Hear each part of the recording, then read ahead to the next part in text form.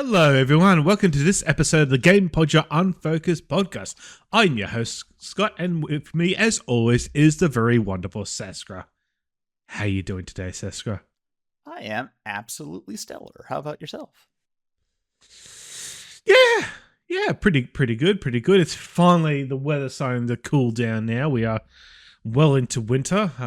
Very windy outside at the moment, but just nice and cool. Direct opposite of what happened here, because literally yesterday, Summer came drunkenly stumbling through the door yelling, I'm here, don't start without me. No. We overnight, we jumped 12 degrees Celsius. Mm-hmm. Oh. Which, I'm fine with that. It means everything is, lush and vibrant and pretty, but it also just means that, You need to start shedding layers unless you want to become just a disgusting sweat beast. Yeah, so I'm glad I'm not a sweat beast at the moment now. But no, fantastic. All right, I'll remind everyone that we do have a Patreon, patreon.com/@GamePodular. Throw us a couple of dollars if you can. Just make sure you two take care of yourself. And you can also throw some dollars at our Ko-fi at kofi.com/GamePodular. If you'd like to keep up with all the happenings on our streamings, we do have a Twitch channel, twitch.tv/@GamePodular. Hilka and I just went through the Iconoclast yesterday. I think we're getting around to the end of that. So yeah, hopefully that should be done. Yeah, and you've been doing the Hollow Knight random streams. Yeah, we wrapped those up last time. Did the full Pantheon of Hellenist. Yep. It was a blast. If you haven't checked it out, I highly recommend you do. There's some fun surprises in there for people who've been following along. And I think Hilke and Rosalie also recently started streaming Prince of Persia: The Lost Crown. Yes, that's been really good. Fantastic. Yeah, you can catch up on those on our YouTube page, youtube.com/@GamePodular. If you just want to watch the highlights, you can do that at @GamePodular Stream Highlights. Also remind everyone, we do have a lively Discord community, and you can access all of this at the website GamePodular.com. All right, let's get to do what we've been playing.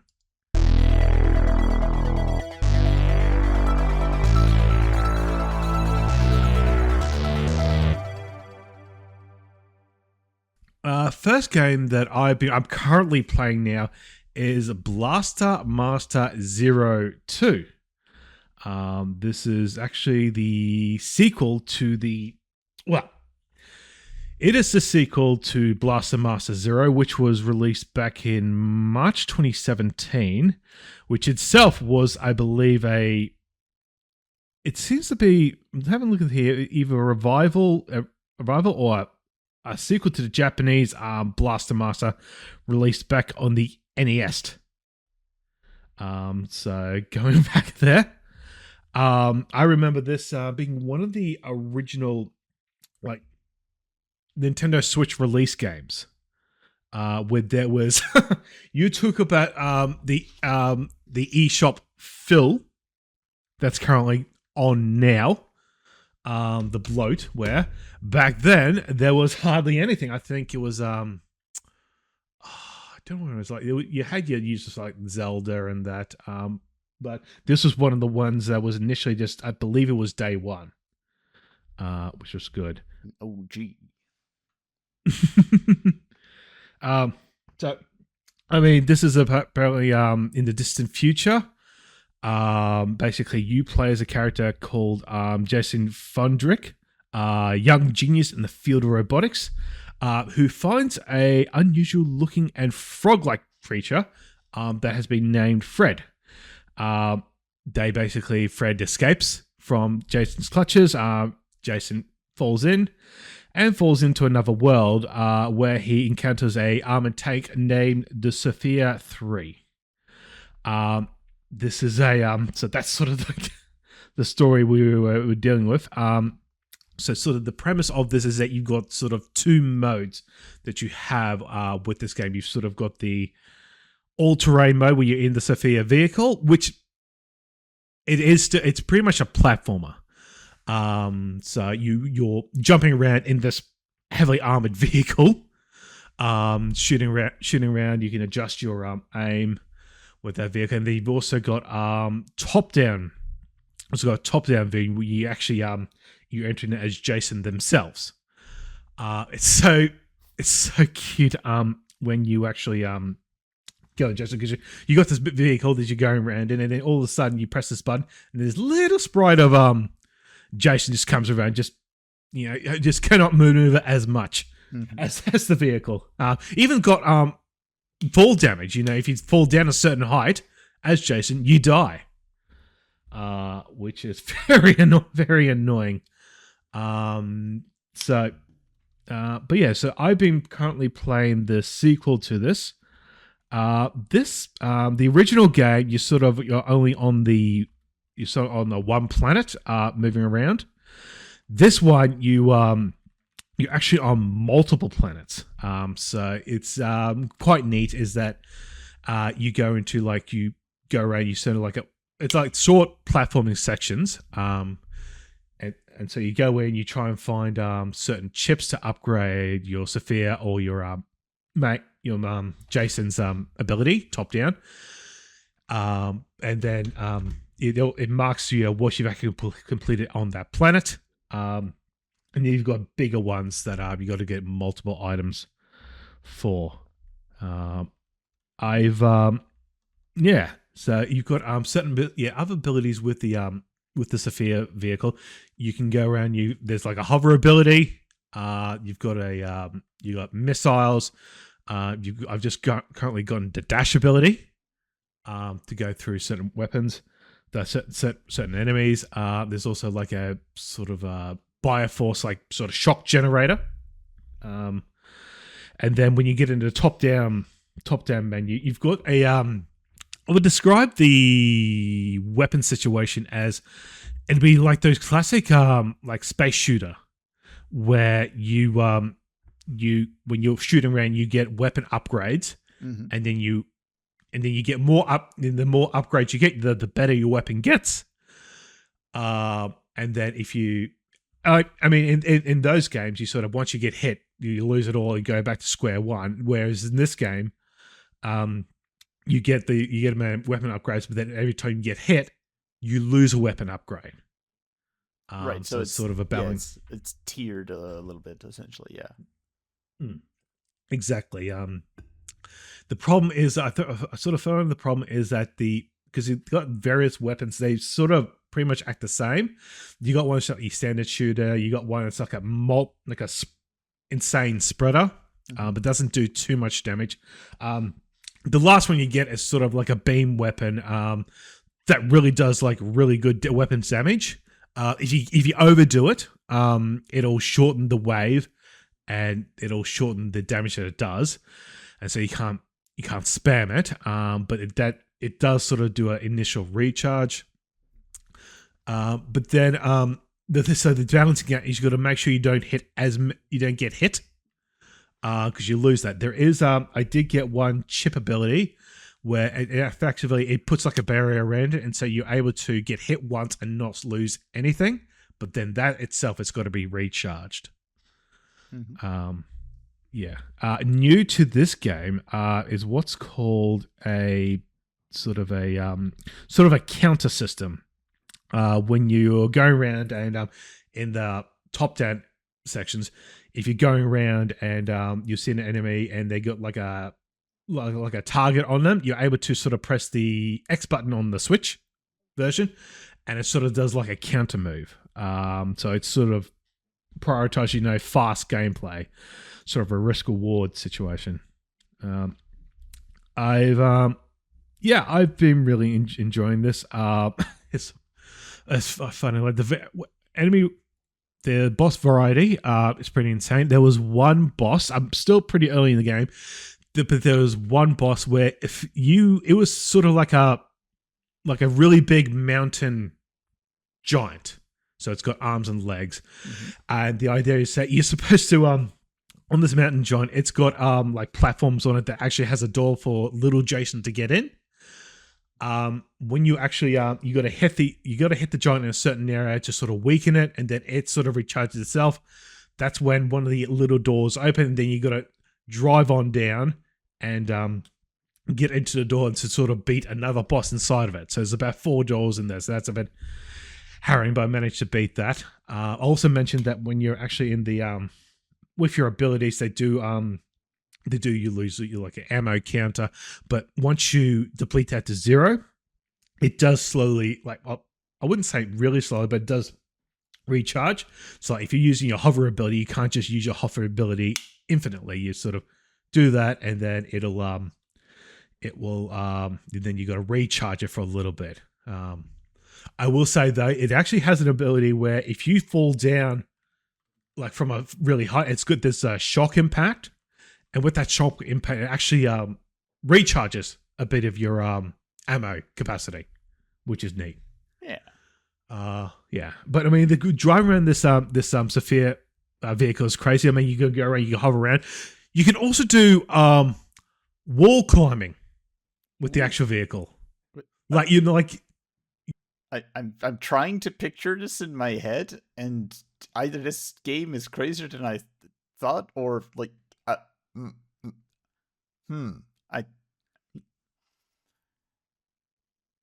that's not a verb I associate with vehicles very much. Yeah, imagine like the vehicle stuff has got like a head cannon and then it's sort of a base body. And so the head cannon stays perpendicular, but the base body can adjust. And so you're sort of, I wouldn't say like wall climbing, like up a wall. It's sort of like it's like Mario, we can sort of wall climb to back and forward for a wall. So like kick climbing, I think probably the better explanation. But with that, you don't use any of your like ammo abilities, so that's a good way to get around without having to rely on the health hover. But no, I am currently joining at the moment. Yeah, it's just a blast to play. I would because I've got a Nintendo Switch 2, but I've also got a Switch Lite, and I've actually been playing it more on the Switch Lite because it's that sort of 8-bit pixelated art style. It's originally, I believe it was originally like a Sunsoft game. So you've got that. I should also advise it was created by Inti Correct, who did like the Mega Man ZX series and Gunvolt, which I think I've reviewed before. So yeah, the soundtrack's fantastic. But yeah, I'm just really enjoying this game. Yeah, it's just nice, not chill, but just a nice game. Just to play around just in short bursts. But yeah, that's what I've been playing recently. Now, going from the Sophia to the Warthog, you've been playing some Halo, the Master Chief Collection. How has that gone for you? I'm very curious. Hey everybody, Hilke here from the editing booth. I wanted to say something before we get into the next segment of the show. As you've heard, we'll be discussing Halo the Master Chief Collection, and that game is published by Microsoft. In case you haven't heard, Microsoft is currently a target of an active boycott due to their relationship with the Israeli government during their ongoing genocide of Palestine. So to be clear, the game was purchased in July of 2022, before the outbreak of the current Gaza War and genocide against the Palestinian people, and it was played and discussed here as part of working through a personal backlog.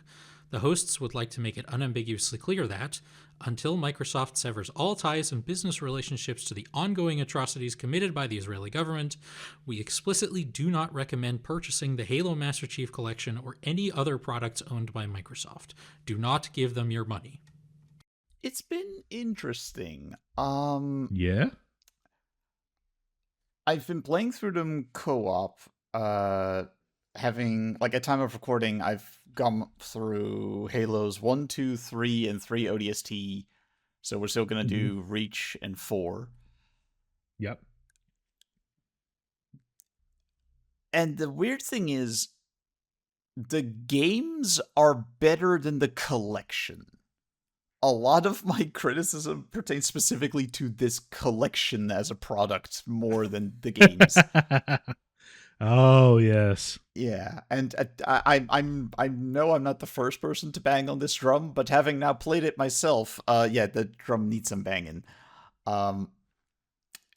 If you're playing it single player, the MCC is probably mostly fine.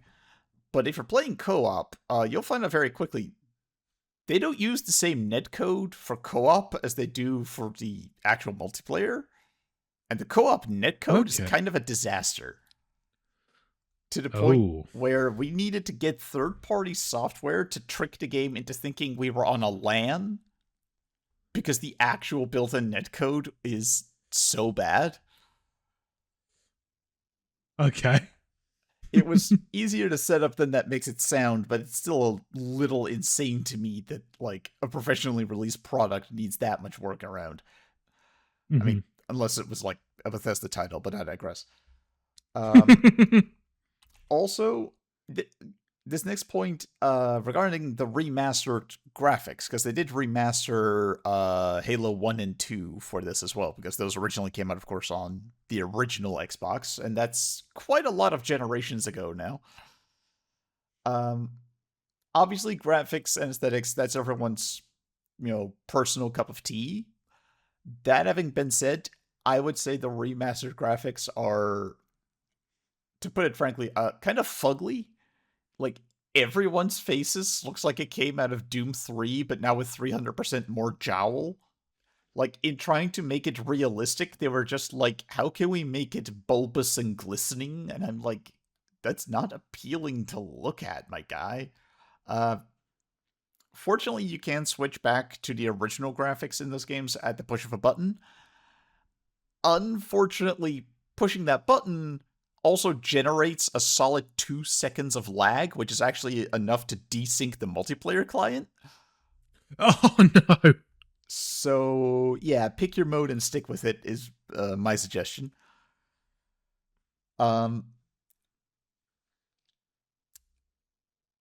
As for the actual contents of the games themselves, like I said, I've now played through the first 4 together. Halo 1, it holds up. It's still pretty good. It's still pretty fun. Like, looking back on it now, it is a little apparent that, like, they reuse almost every level. Like, the game is set up in such a way that it does its best to make it feel different, but almost every environment does get brought back later in the game for a different level. And one of the only exceptions to that, the library, they don't reuse it, but it is literally a case of they make you walk from point A to point B, and then from point B back to point A again, and that's the level. So it's like, it repeats itself within itself. It's infinitely recursive level design. But that all having been said, look, we all like Halo. It's not, like, a controversial opinion to say that Halo was a good, fun game, especially co-op. Like, yeah. It's a classic, it's got some fun lines, and looking back on it, I really like the way Cortana is characterized in that game. My co-op partner pointed out that the dynamic between those two in Halo 1 specifically is very sort of like troublemaking sibling duo. With, like, the rascally little sister and the big brother who has to bail her out, and it's a fun, good dynamic that I genuinely really like. It's also, in some ways, still kind of trapped a little bit in the, like a lot of Halo feels very of itself. Like, it doesn't really feel like it's riding that many trends, that many sort of, like, fads going on in the space.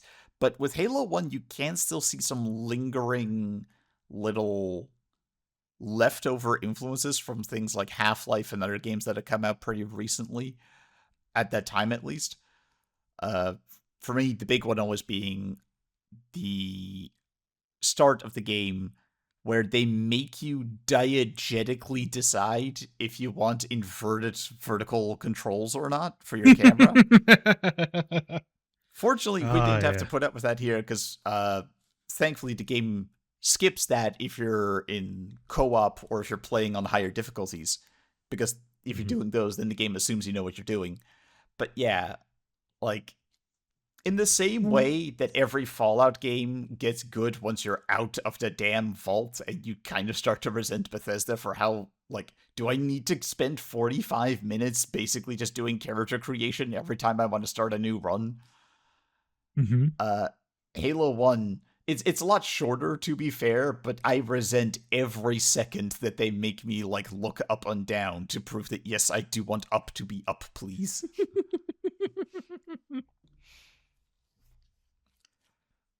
Halo 2, so far, still my favorite in the series. Like, I remember liking Reach a lot back when I played that back in the day, and that is next on the to-do list, so I'll let you know if it changes. But for me personally, Halo 2 is kind of the game where it all comes together the best. Which is impressive because by Bungie's own account, they cut more levels than they included. Like, Halo 2 was basically a game they made twice because they made the first one, the first version of it, and were just very honest and said, there's cool ideas in here. We made a game that isn't fun to play, like, at all. We need to start over. This isn't actually working. And on the one hand, I really respect the integrity it took to admit that. On the other hand, it's like, guys, how did you get that far in development before you were able to say that?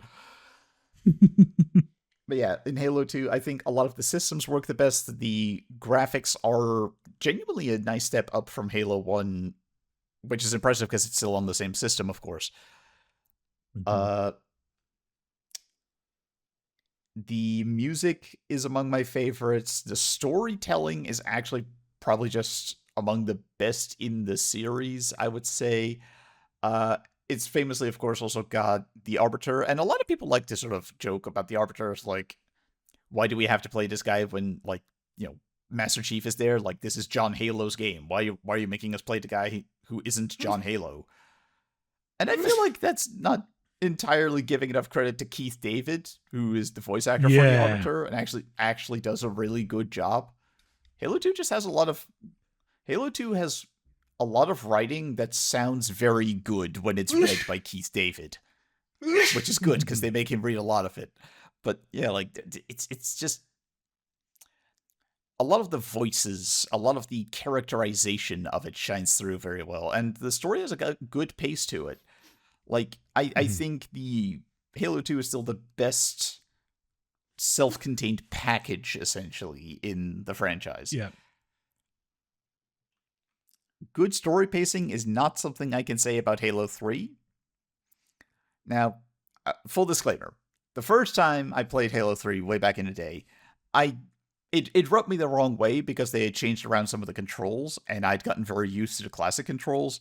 So I was like, man, no, I don't like this. Man, Halo 3 is a bad game. In this game, in the MCC, obviously you can rebind it. So I was able to solve that problem. Although going back to, like, wow, the Master Chief Collection is not actually a very good package. You have to rebind the controls because by default, every game is set to use the Halo 4 controls. Oh. And you can't just, for each game, set it to original control scheme. Like, if I'm playing Halo 1, or Halo Combat Evolved, as Microsoft made them call it for some reason, I can't just go into control scheme to, like, okay, I don't want the Halo 4 one, I don't want the Halo Infinite one, I want Halo Combat Evolved. No, I have to individually map each button, which is harder than it needs to be, because you can't leave buttons unmapped, and they now include alternate buttons for functions that originally never had an alternate. Like, they made me map an alternate flashlight button when the original game only had one flashlight button. What is wrong with you, 343 Studios? Just let me play the game. Yeah. But okay. So yeah, originally I sort of had a rough exposure to Halo 3. This time, I knew I would be able to rebind it, and I was going to give it a fair shake. And it's not a bad game. I want to make it clear. Halo 3 is not a bad game. But the first, 40% of it is completely surplus to requirements. Nothing happens. I counted. The objective of destroy the Covenant anti-air guns appears 5 times in the first half of the game. That is entirely too many times to repeat the same objective over and over again. And the first level, I totally just gave them a pass. Chief is back on Earth. He is hooking back up with the UNSC and the Marines. Oorah, sure, go for it. Let the player get their footing. We have a fun jungle level. Great. We have a still inverted. Check the inverted camera controls section. They finally ironed that out. Actually, I say that. Maybe because we were playing multiplayer, they skipped that again. Okay. I would need to, because if you're playing co-op, that always gets skipped, and I didn't think to check it in single player. I'm gonna look this up now after we're done recording, and if they made me do the up and down look again after landing back on Earth in my crash pad, I'm gonna, that's please, Bungie, please don't do that. But okay. Chief lands back on Earth. We have a genuinely very pretty jungle level, because this was very early in the Xbox 360 era. And that does bring me to another point about Halo 3. There were very cool graphical innovations on the Xbox 360. A lot of it having to do with lighting and reflection. So, the 360 era is when we really start to see things like water in video games starting to look really pretty. That's great. I love that. Yeah. Tied into this is, like I said, reflection of light. Mm-hmm. And sometimes game developers get overexcited about fun new features and put slightly too much of it in. Doom 64 had way too much colored lighting, because colored lighting was a new thing for the Doom engine, and they were like, oh, we gotta put it in. In this case, you will never play a game in your life that has more bloom than Halo 3. Good God. Oh. I get it. I get it. But it was genuinely hard to look at times. The only game I can think of that was worse about this was Serious Sam 3. And that game was just, straight up rushed out the door to avoid the studio from going bankrupt. But okay. The entire time I was playing 3, I was just reminded of a quote from Halo 2 when the Prophet of Truth goes, "When you first saw Halo, were you blinded by its majesty?" Yes, I was, for significant chunks of it. Oh my God. Oh. Oh. But okay. First level is fine, and then the game just bogs down. You just destroy Covenant anti-air guns for 4 hours straight until the plot actually decides to get moving again. And once it does, it's actually pretty alright. It's a good romp, I would say. It's a little bit burdened with the fact that they feel the need to be big and important, because they, it's closing out the trilogy. They're trying to pay everything off, and also they're because the first half has nothing going on, they really have to the stuff in the back half of the game really has to carry all of the dramatic weight. So it feels a little bit it can feel a little bit like they're sort of getting high on their own supply in places, but not in I don't feel like the game is full of itself so much as it just feels an obligation to be big and important at times. And I'm like, part of what made the first two games feel as good as they did is there was a pleasant take it as it is kind of looseness to it.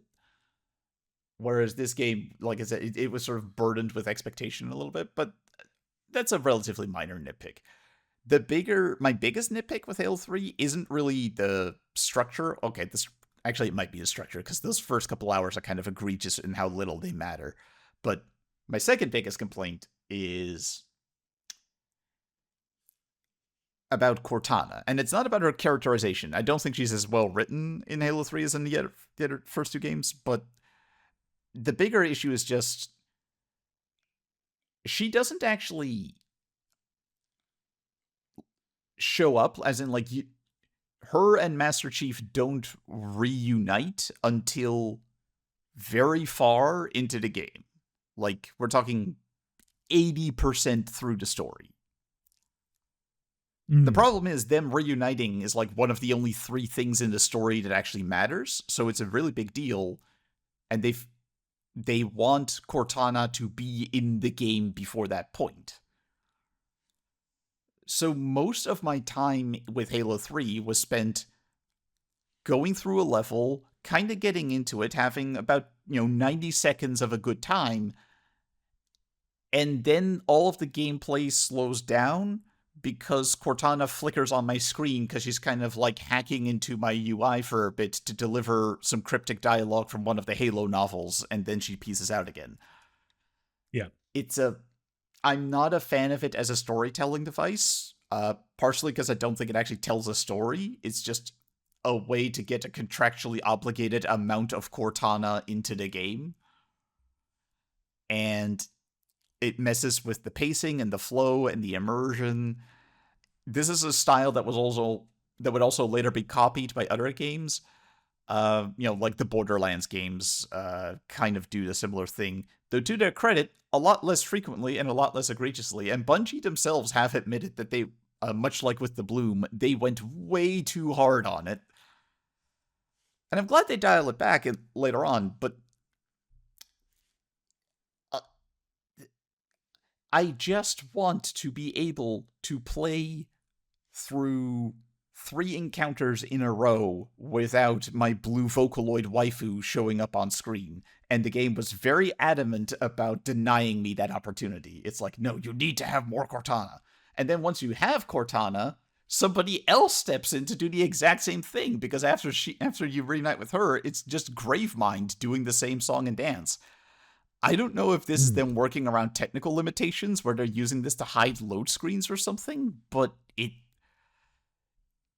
really inhibited my ability to just actually enjoy things like the level design, which is good, for the record. Like, level design is good, enemy design is good, weapon design is good. A lot of the things that people like about Halo are still good in Halo 3. There is a good game trying to be played somewhere in here.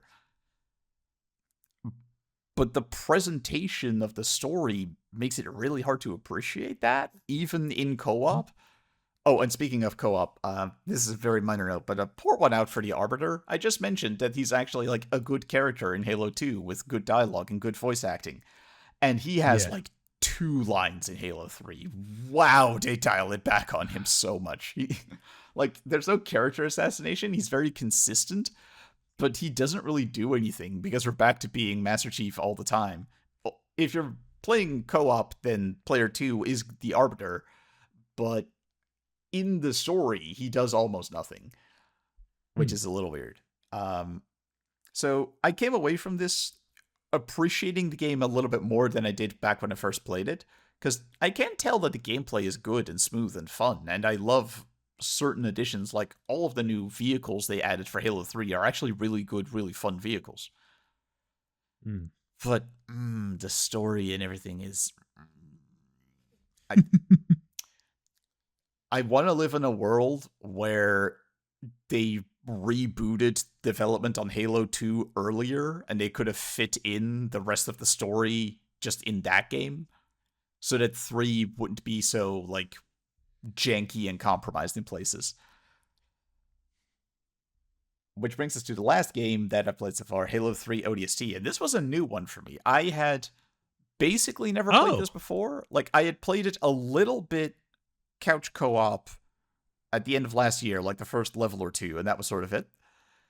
And this was my first time really properly going through it. I had never really experienced it. I thought it was basically like sort of a glorified expansion pack. And, you know, to be fair, it started life as an expansion pack before it just got, by Bungie's own admission, it got way away from them.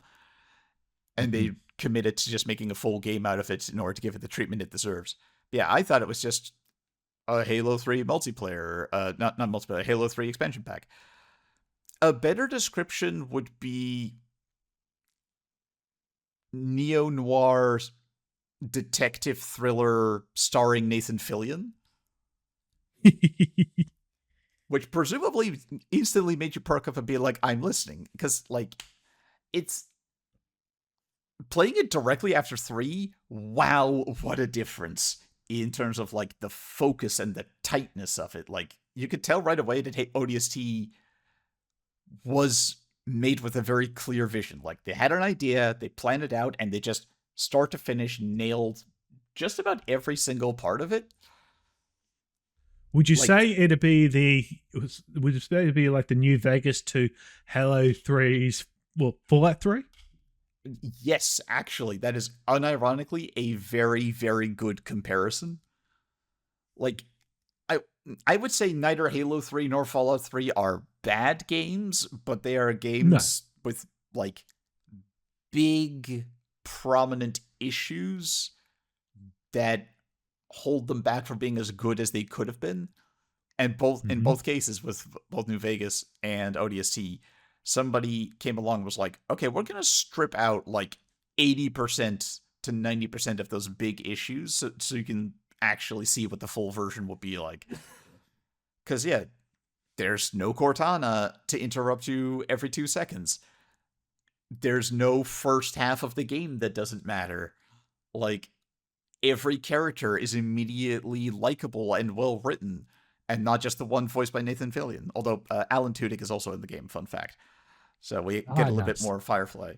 The music is fantastic. It's my favorite soundtrack in the entire series, and Halo is a series with genuinely great music all around. But like when I say neo-noir, I mean it. We have like smoky clarinet and like moody saxophone. It's genuinely really good, start to finish. The visual presentation is a little bit of a departure from standard Halo, because like normally standard Halo is like a variety of biomes and climates, and it's, you know, quite vibrant in places. This is still vibrant in some ways because you're in New Mombasa, the city from Halo 2 that gets sort of like destroyed when the Covenant spaceship hyperspace jumps out of there. And so there's a lot of like neon signs in the dead of night and like flickering police sirens. So it's got like high contrast and moody colors and everything, but it is a more unified aesthetic than Halo usually is. But it works. It's atmospheric. It's very immersive. The like mystery sort of noir story that they're telling is intriguing, and it switches perspectives and player characters very frequently in a way that could be disorienting if it wasn't done by a like less confident writer. But in this case, I think every sort of jump into perspective is very well done. There's an excellently written side story running parallel to the main events of the game that you can find in audio logs, which is also really well handled. I like all of the new weapons. I feel like the closest thing I could really have to a criticism of Halo 3 ODST is the enemy roster is a little bit more narrow than in the other games. because, spoilers, there's zero flood in the entire game. And because you never fight as the Arbiter or anybody like that, you never have to fight any humans. And also, canonically, this is happening in the middle of the Covenant Civil War, so you're only fighting like 2/3 of the Covenant at most. So by the end of the game, you get brutes get a little bit long in the tooth. Yeah. But like I said, that feeling doesn't really set in until you're very near to the end of the game, and the game does do very well with what it has. It has excellent combat arena design for all of the encounters. And this is the game that really sort of pushed Firefight as a game mode 2 to 4, and you can see why. You can see that the idea of how to create fun, challenging combat puzzles almost was something that was really on Bungie's mind at the time. Mm-hmm. And I think Nathan Fillion has the best line of dialogue of any Halo game ever. If you ever fall for a woman, make sure she has balls. That's A+, no notes. Mwah. Love it. And the only time I was ever blinded by the insane amount of bloom was when I made the mistake of turning on my night vision during daytime, which, pro tip, don't do that. So yeah, all in all, that's sort of that's my journey so far. I have one more actual Bungie-made Halo game left to go, and like I said, I fondly remember Reach from back in the day, so I'm curious to go back and see how that holds up. And then after that, I'm probably gonna have to endure Halo 4 and Halo Infinite just for the sake of, journalistic integrity. I've never played them. I don't know if they're gonna be good or not, but oh, that's right, because Halo 5 was never ported to PC, was it? It was, but in their infinite wisdom, their Halo infinite wisdom, some might say, Microsoft decided that it should be exclusive to games for Windows Live. Okay. And it is not in the MCC. So I don't know what possessed them to do that. I feel bad for Halo. I do. As a franchise, it feels like it doesn't really know what to do with itself anymore. But I digress. My point being, do the actual Halo games hold up? Yes, 3 is a little bit of a mixed bag, but even then, like I said, it's not a bad game. It's a good game that stumbles over itself. But as a rule, as a package, I would say yes, the classic Halo titles absolutely hold up. Oh, although one more note. In the same way that, why are you making me map controls that originally weren't even there? In the case of ODST, this time around, I played it through online co-op. Originally on the Xbox 360, there was local split-screen co-op. Yeah. Which was just entirely omitted for this PC port for no adequately explained reason. It's just not there, and you need to download and fiddle with a fairly complicated mod in order to get it running. I know this because I had to do it back in November when I did play it couch co-op. It's doable, but it's insane that you need to do that much work in order to get it up and running for a feature that was just there. But 343 Studios, what the hell? Why did you just entirely omit the co-op from one of the best co-op games? But God. So yeah, the MCC as a package, as a software, it's decent value, I suppose, I guess, for how many games you get that are actually good games. But it's like they found the worst possible lunchbox to keep all of these delicious sandwiches in. It's a weirdly janky package for how big of a IP this is. Like, I am frankly a little surprised that like something this big is in such shambles, for want of a better word. I'm given to understand that the actual like competitive multiplayer is a lot more seamless and a lot more smooth. I take that with a grain of salt. I can't confirm that from first-hand experience, but like I said, that uses different netcode, and it's hard to get worse than the netcode they have in the co-op. So I assume it's a step up. So yeah, I'm very glad to have taken this step through memory lane again. We'll see where the back half of this journey goes. Like, because I'm in the closing chapter of the Bungie era, and we're about to enter the 343 Studios era, and I am trepidatious, I guess is the right word. More on this story as it develops. Nice. Well, next game I've been playing, which I have actually completed, is, and I don't know if I'm pronouncing this right, Islets. Islets? Islets. That's probably the better pronunciation. Islets. Yeah. Yes, this was a game. I believe this was released back in 2022. This is one of the ones that are made by one person, Kyle Thompson. So, very. I don't know if you've seen any screenshots of this. Like they did the designing, the artistry. Apologies. The composer was Eric Thompson.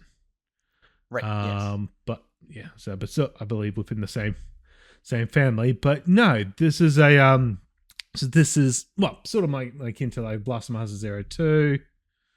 More so Blast Master Zero, more like a basic Metroidvania, I would say. You are in this magical world in the sky, and you've got these 5 floating islands that were originally connected by electromagnets, but in the past, because of the the three godly beasts, they have all been separated. And so you're just a little guy named Aiko, little mouse guy, trying to reconnect all these islands together.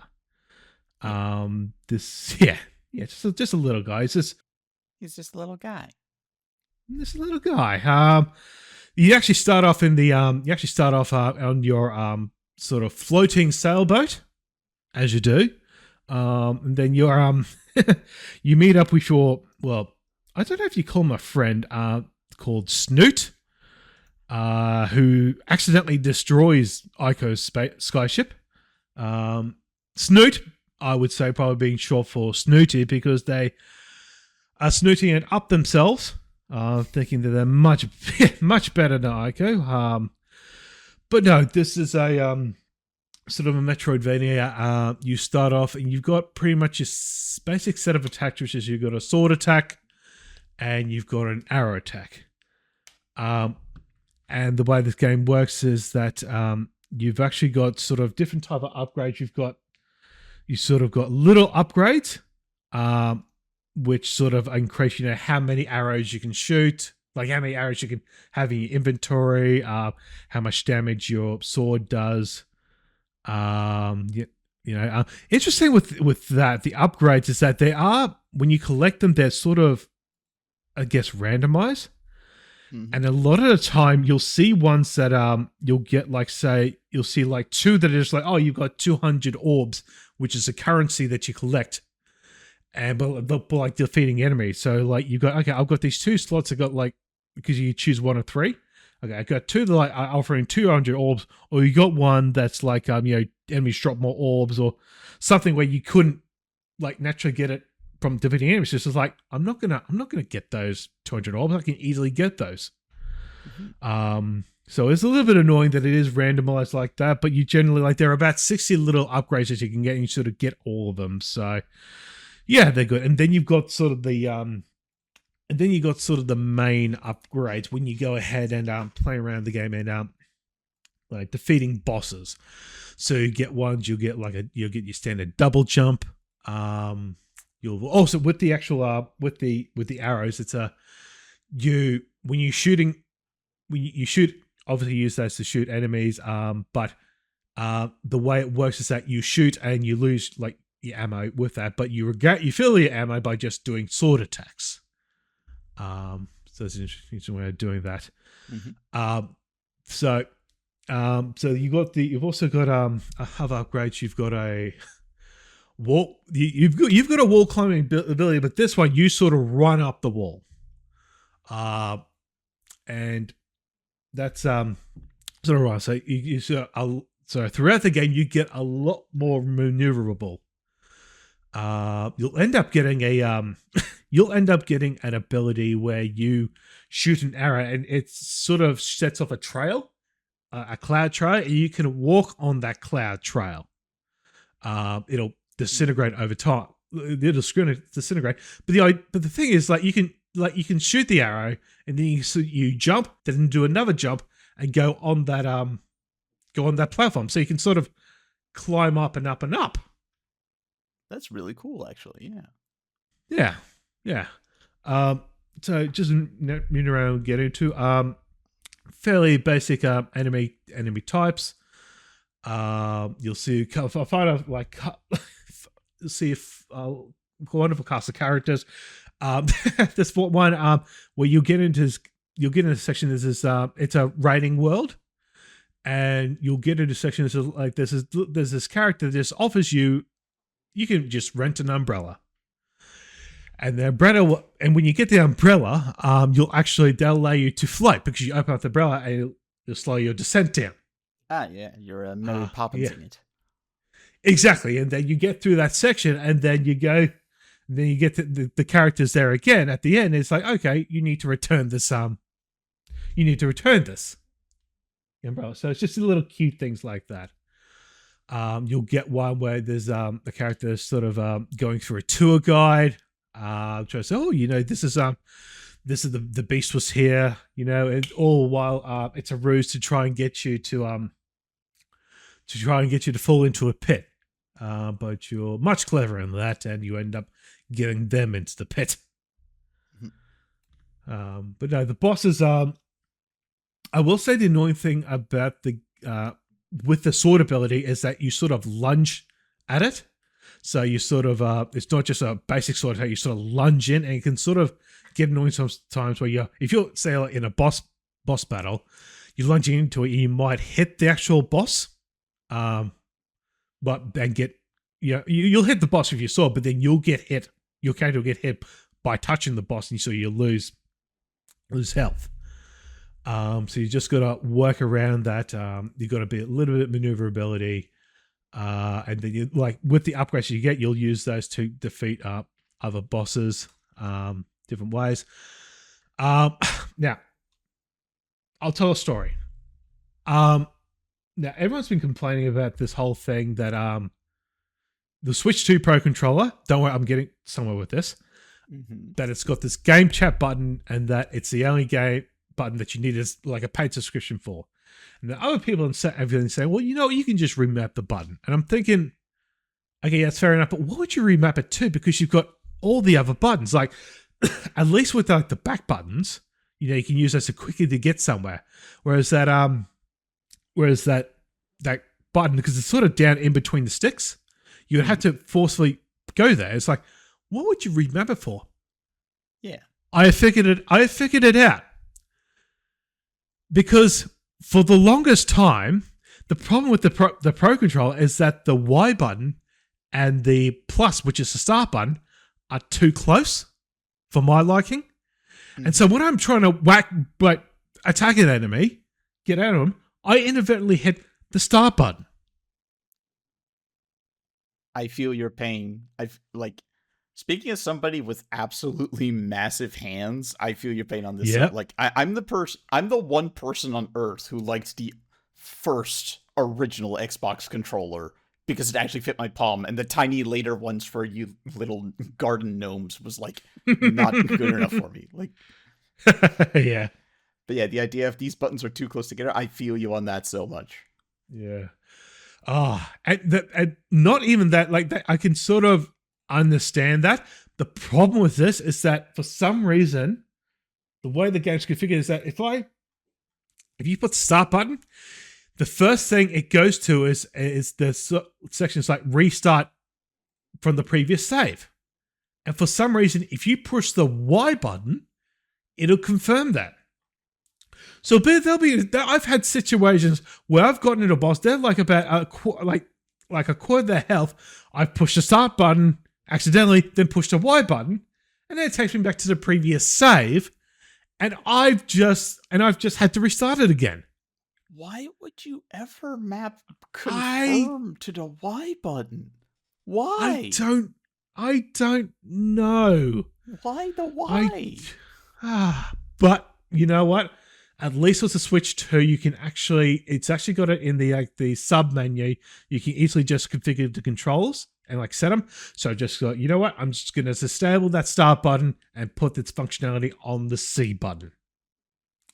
So good call. Yeah, God knows how many times I actually pressed it after that, but at least it was done. I can get it into that. But no, I did have a fun time with this. I would say, it's still a little bit involved. I think say about 10 hours into it. Art style is gorgeous. Soundtrack is nice and mellow. Just a really fun game to play. It's not like too tricky shots that you have to do. There are a couple of sections where you have to go like a whole thing. You have to there's lasers coming down. You have to sort of dash to get in between the lasers. It's sort of fast paced with that.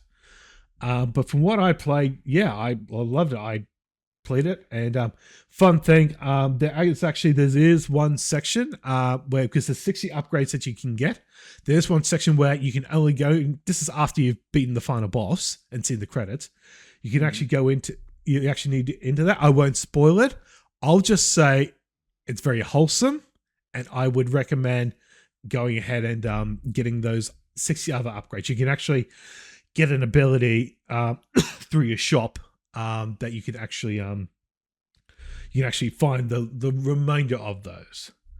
So I would recommend it. It's just nice and wholesome. I would say. Oh. Yeah. Also, one more thing I'll just mention is that you do actually you can go around in your ship. And then the boss battles on those are just like bullet hell sort of boss battles. So trying to avoid you got your attack button is just auto locking on, and it's just holding the attack button and just maneuvering different red projectiles. Yeah.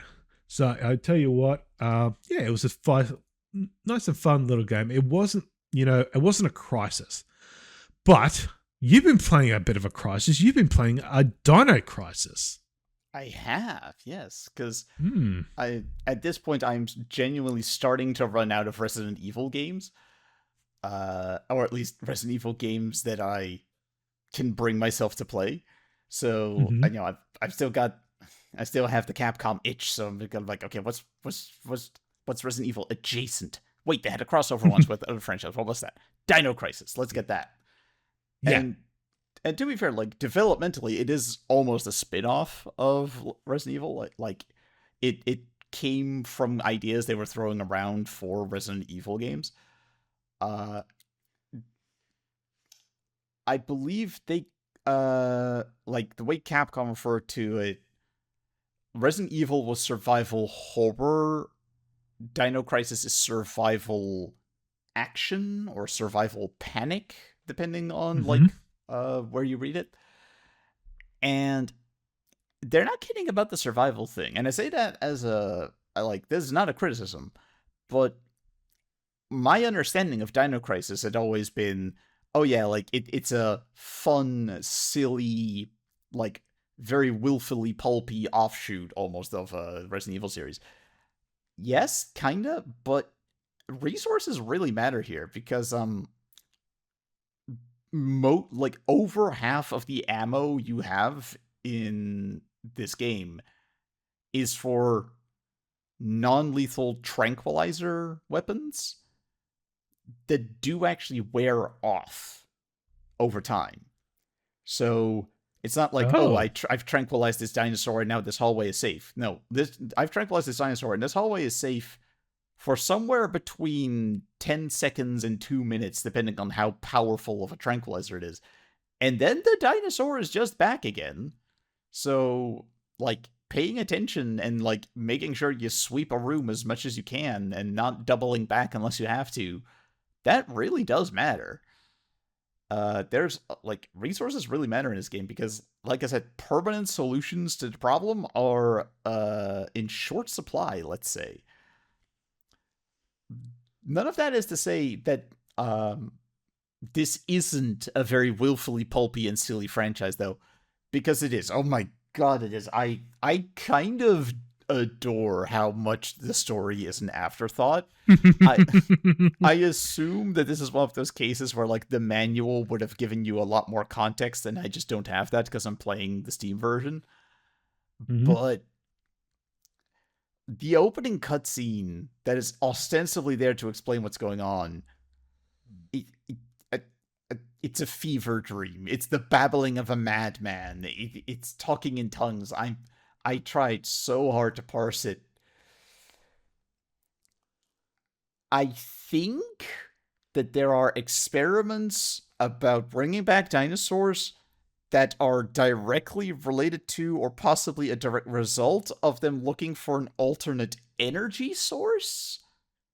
Like, this whole thing is very, like, oil crisis, we're trying to find a clean alternative energy source, and in so doing, accidentally release dinosaurs. And I'm like, there is a sentence missing in between those two things. You can't just go from one to the other and expect me to go along with it. But it's silly in a fun, brazen, unabashed way, even more so than Resident Evil, because, like, Resident Evil can be very silly at times. We've all played those games. But this is the kind of game where, like, every time you load a save, you can pick your character's costume, and one of them is just straight up a cave girl who shoots them with bone guns. Because, like, we're here for a good time. It's very silly, but winkingly, knowingly silly.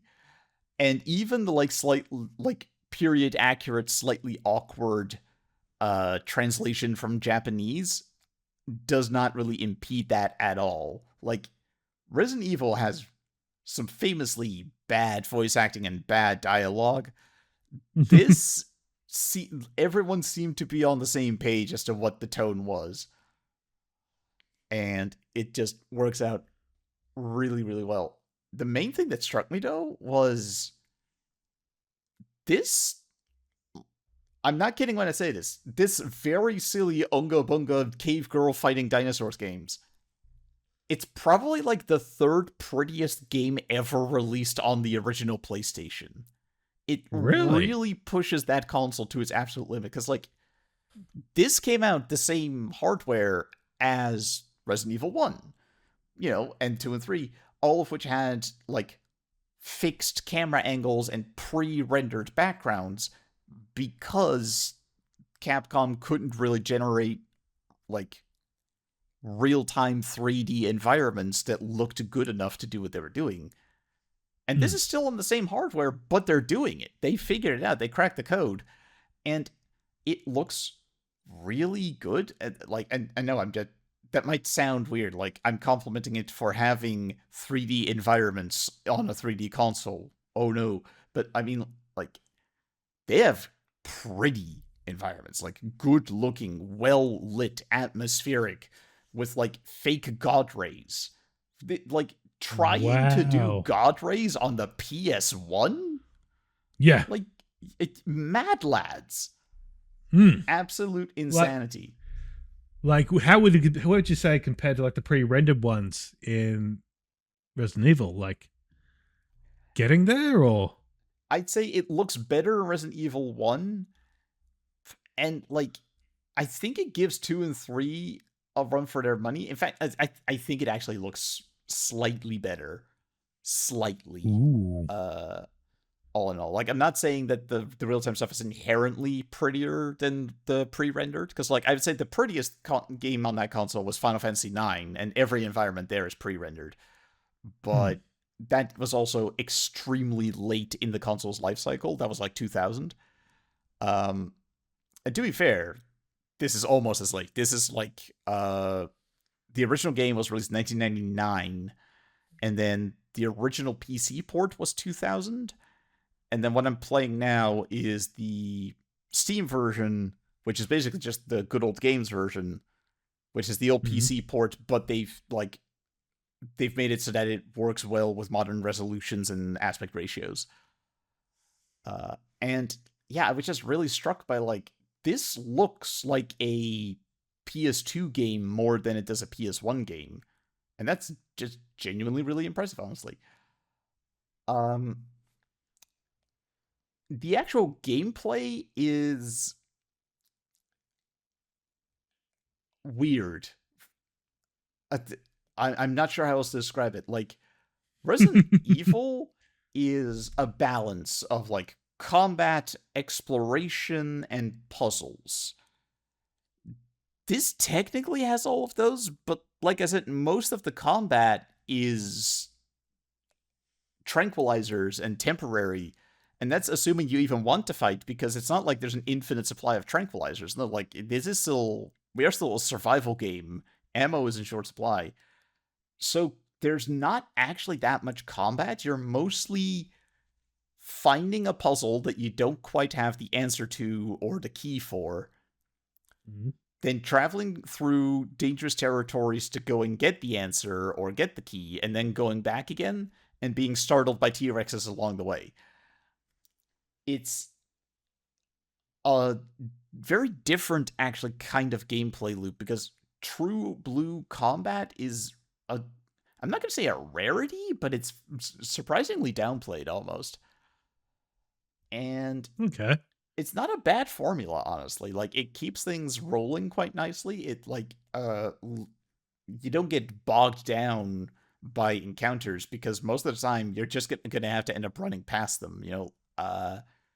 This is a game where cowardice is actually a very good survival strategy. You're just like, nope, not dealing with that, bye.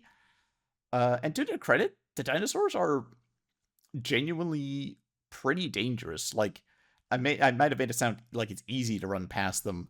It's easy to run past them for, like, the first half second that you're around them. Like, if you walk through a door into a new place and you're right next to them, just start running, you'll probably be fine. But running, like, down a hallway and past the dinosaur that's already seeing you, surprisingly tricky, because, like, they're fast, they're maneuverable, they have a really long pounce attack that's got, like, a very long reach. Okay. And so it is genuinely a challenge, and honestly, I like it. My one bit of beef, calling it beef is maybe even a stretch, but, like, the one thing that's struck me as kind of interesting is the way they handle item storage and inventory space. Because there's these, like, you, the player character, can carry 10 items in total, not counting keys. Like, key items, this is its own thing. You can have as many of those as you like. But weapons, ammo, and healing... weapons, ammo, and healing, that's all, like, one pile, and you can have a maximum of 10. And you'll probably quickly exceed that. And instead of the Resident Evil style infinite item storage box that's in every save location, there are discrete item caches that you can pull stuff from, but also store stuff in. Which is realistic on some level, of course, and a lot of them are sort of locked up, which creates an incentive for exploration to find the keys to open them. But it also means that you need to remember, wait, I definitely still had, like, the potent tranquilizer dart for the shotgun. Where did I put did I put that in the blue storage crate or the red storage crate? I can't remember which one. Please be the red. Please be the red. Oh, damn it, it's in the red. That means I have to go back up to the third floor. That sort of feeling. And that's not, I think, an oversight by the developers, because it makes the it makes the tranquilizer aspect more meaningful. Like, if I could pull every item from every item box, I would never need to go back past places I've already been, which meant I would just always be running away. I would never need to like worry about like meeting back up with a dinosaur I previously tranquilized. But now there is. Now, if I do need something from the red item box, I do need to go back, and anything I didn't permanently kill is genuinely a hazard. That is good survival design. It's just it's good survival design, but it's just held back a tiny bit by the fact that you don't really have a clean way of checking on your map, like, well, okay, which items are currently in the red item box? You don't know that unless you're actually at the red item box. So I would strongly suggest keeping like a notepad or something with you so you can keep track of that kind of stuff, because the game will not do it for you. Yep. And it could be kind of costly to check. Also, again, I assume this would have been explained in the original manual, but I had to find it out through trial and error. Saving is weird in this game. Because there aren't save points, there are save rooms that will just, you literally can't manually save in them anywhere, but if you try to leave a safe room, the game will ask you if you want to save. And the first couple times that happened, I was just like, okay, I think that's, the game doing me a courtesy, because it's about to throw a T-Rex my way, so it's being like, hey, do you maybe want to save before going into this next dangerous bit? But no, that's not what it's doing at all. It's just an inherent property of that room that it will ask me when I leave it. It's once you know how it works, it's a totally viable way to do a save system, but it was just very strange. I can't think of another game that really does saves quite like that. At least, is it infinite saves though, or? It is infinite saves, yes. Interestingly, there is still kind of a limit though, because while there are infinite saves, there is a limited number of continues. Oh. Yeah.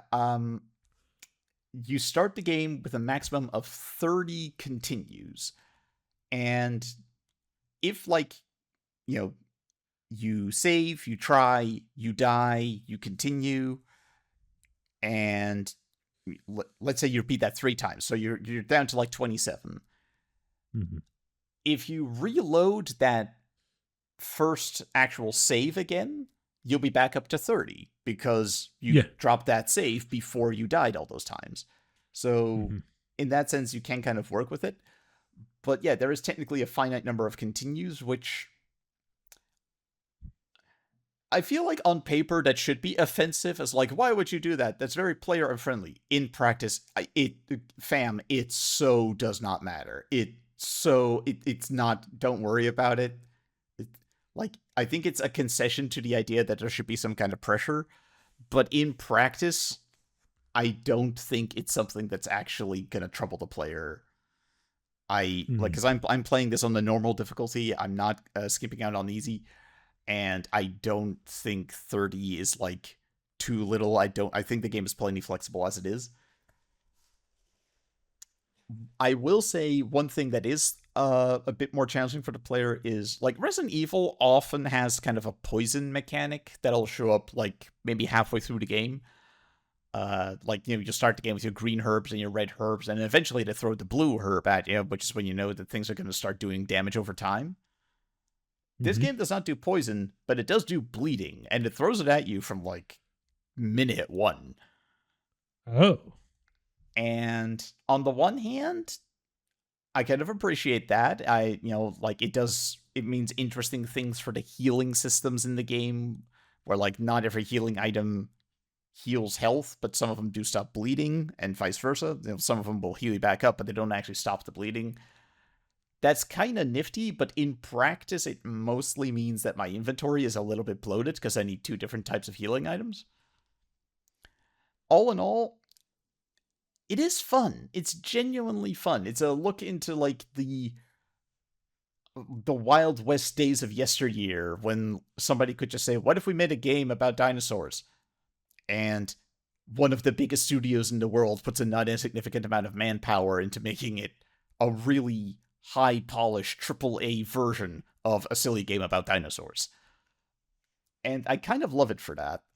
I suspect Dino Crisis 2 will be a more actually polished experience, because this is kind of like Resident Evil 1 in that there is a fundamentally good core here, but it's got some like slightly rough edges and janky burrs that sort of need to be sanded down and like tuned in a little bit.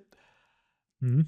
But I don't know how to express it other than I'm very glad this game exists. It brings me joy whenever I fire it up. And I wish Capcom would go back to this franchise. I remember last year there was a rumor going around that Capcom had like a big announcement in the works. And I was one of the 4 people who was really hoping that it was going to be a new Dino Crisis game, because we haven't had one in so long. And I think it would slap. Hell, like, they've done crossovers with Resident Evil already. You're telling me Leon Kennedy riding a T-Rex wouldn't sell? Do it, Capcom. I dare you, you cowards. So yeah, do it. It's on Steam now. It's on GOG. It's honestly very cheap, and I sincerely recommend it. I wouldn't call it a, like, smooth, modern experience, but that's like half of its value. It's an artifact from a very different era that's very distinct and very charming. And for that alone, I think it's worth a go. And I mean, if you are anything like me and you were the dinosaur kid growing up, then I mean, you probably own this game already. But if you don't, get on it.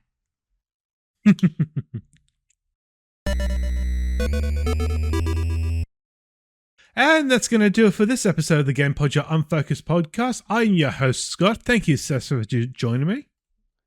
Thank you, as always. Pleasure to be here. Fantastic. And we will all catch up with you next time. Bye-bye. Bye-bye.